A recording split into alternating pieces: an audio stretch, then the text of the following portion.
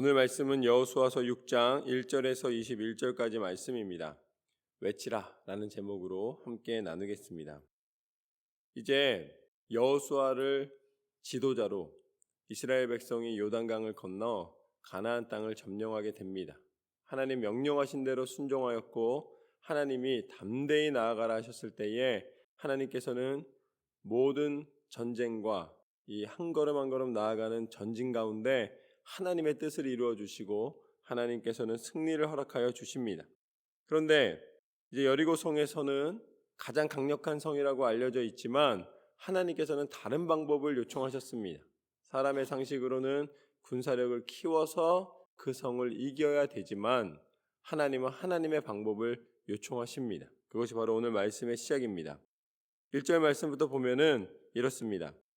이스라엘 자손들로 말미암아 여리고는 굳게 닫혔고 출입하는 자가 없더라.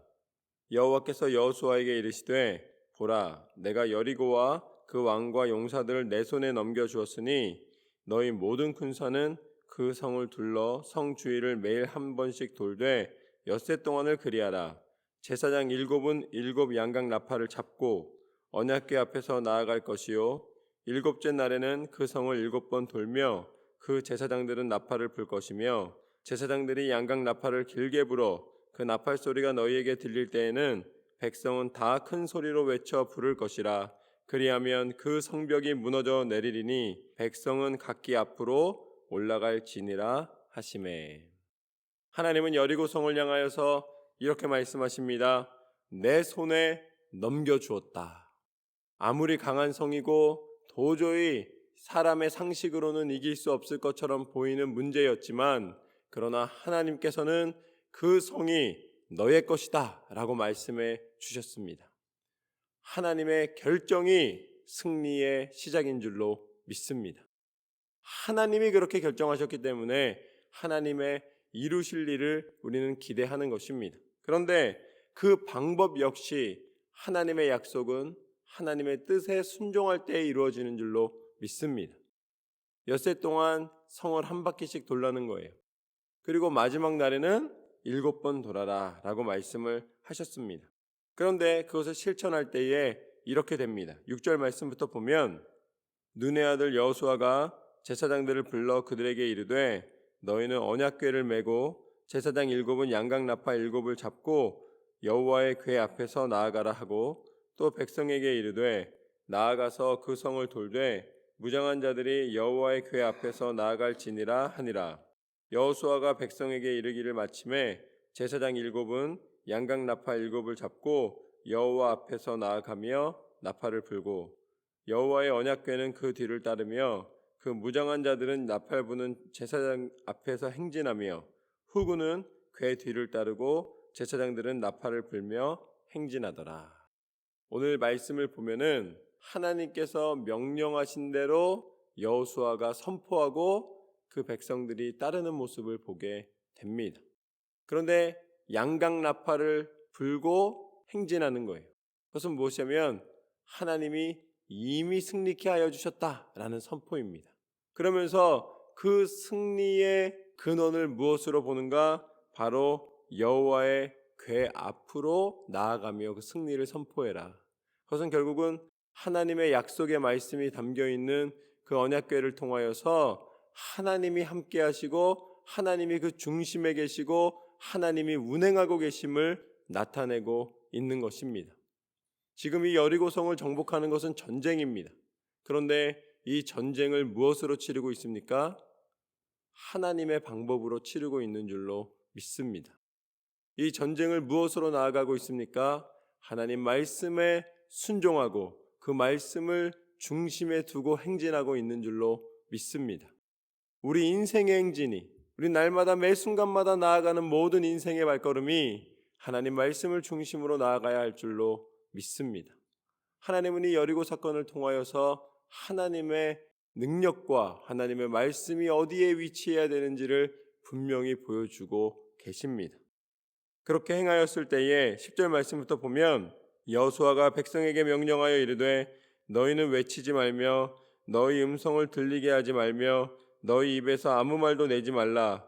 그리하다가 내가 너희에게 명령하여 외치라 하는 날에 외칠지니라 하고 여호와의 궤가 그 성을 한 번 돌게 하고 그들이 진영으로 들어와서 진영에서 자니라.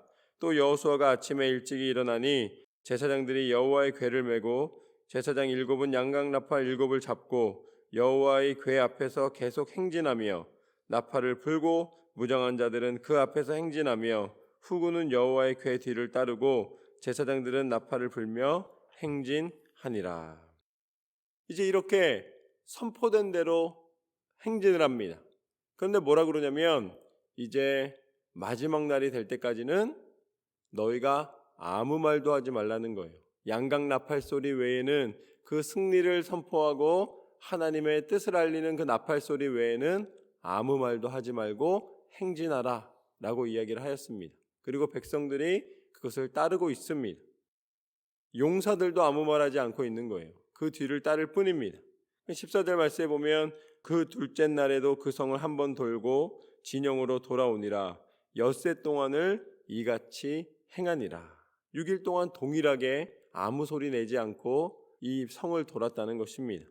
그리고 15절 말씀을 보면 일곱째 날 새벽에 그들이 일찍이 일어나서 전과 같은 방식으로 그 성을 7번 도니 그 성을 7번 돌기는 그날 뿐이었더라.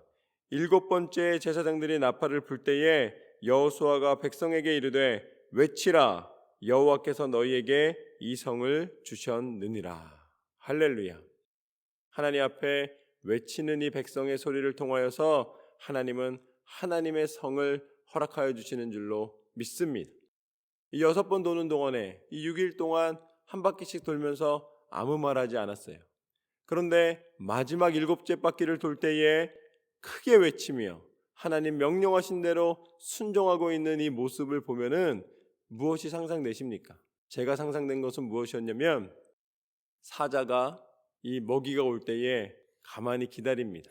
먹이가 가까이 올 때까지, 그리고 완벽한 찬스가 올 때까지 사자는 요동하지 않습니다. 요동하면 사자가 아닌 거예요. 가만히 숨을 죽이고 기다립니다. 능력이 없어서가 아니에요. 이 발톱이나 발에 힘이 없어서가 아닙니다. 가만히 숨을 죽이고 기다리다가 언제 확 나타납니까? 가장 적절한 시기, 내가 딱 그 먹이를 잡을 수 있는 시기가 왔을 때에 자기의 용맹함을 순간적으로 드러내고서는 잡는 거예요. 왜냐하면 사슴이나 이런 게 빠르니까 가장 적절한 시기까지 숨을 죽이고 가만히 있다가 이제 왕 하고서는 나가가지고서는 잡아먹는 거예요. 오늘 하나님이 이스라엘 백성을 사자와 같이 쓰고 계시는 모습을 저는 보게 됩니다.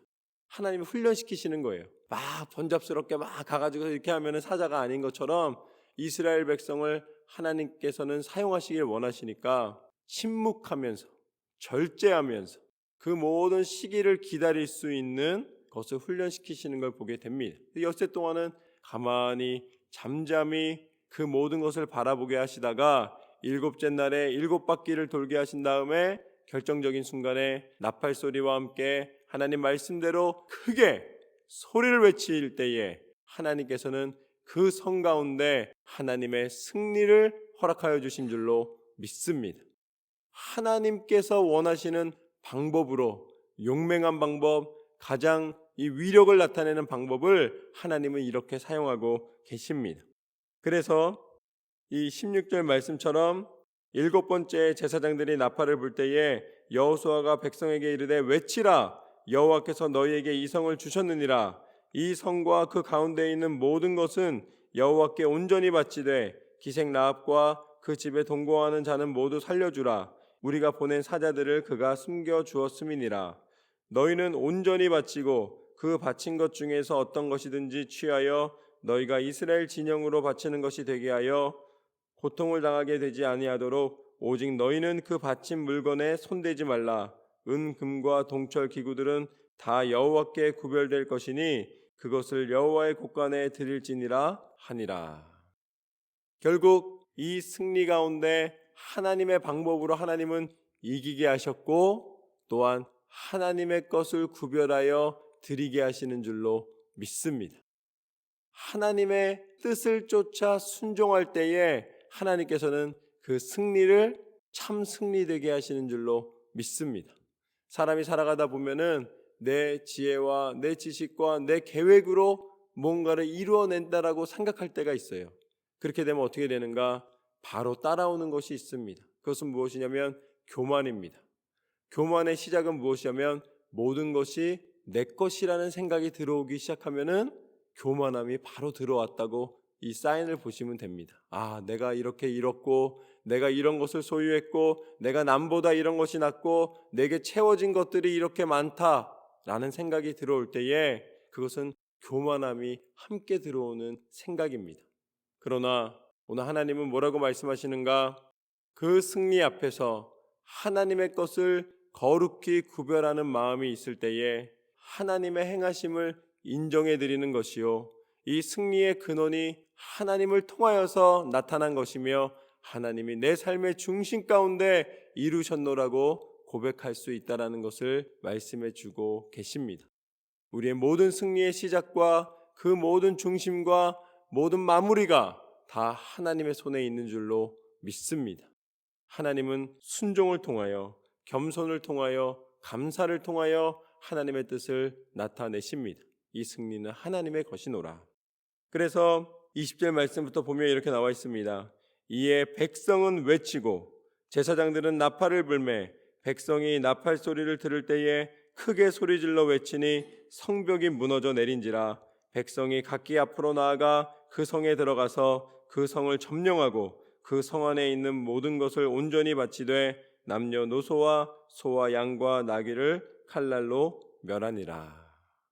하나님 말씀대로 순종하였을 때에 하나님은 여리고성을 허락하여 주신 줄로 믿습니다.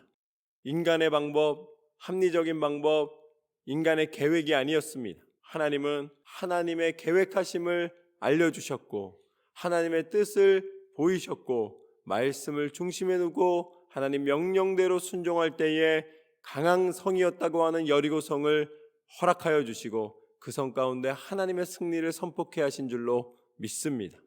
이것은 하나님의 방법입니다. 우리가 하나님 안에 축복받는 것은 무엇인가? 사람이 말하는 축복과 하나님이 우리에게 허락하여 주신 우리가 기대할 만한 가장 큰 축복은 차이가 있어요. 우리는 물질의 채워짐으로, 우리의 욕심의 채워짐으로 축복받았다고 판단할 때가 있지만 하나님의 축복은 무엇인가? 하나님의 축복은 우리가 영원한 생명을 허락받기를 원하시는 줄로 믿습니다.